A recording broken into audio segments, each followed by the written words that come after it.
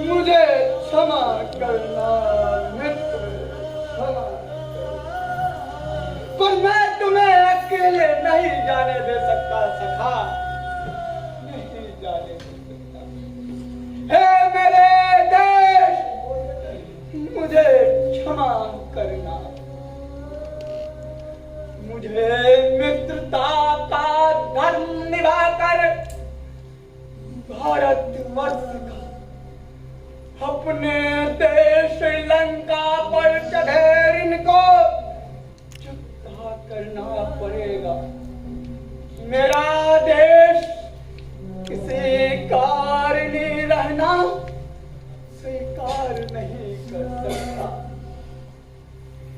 मेरे देश की मिट्टी, मेरे मित्र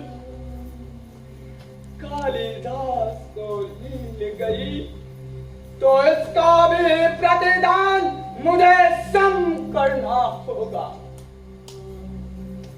तुमने अपना वादा निभाया मित्र, अब मुझे भी अपना वादा निभाना पड़ेगा। इस गंगा नील नदी के तीर पर तुम्हारा और मेरा महाप्रयाण साथ साथ होगा। मैं आ रहा हूँ मित्र, मैं आ रहा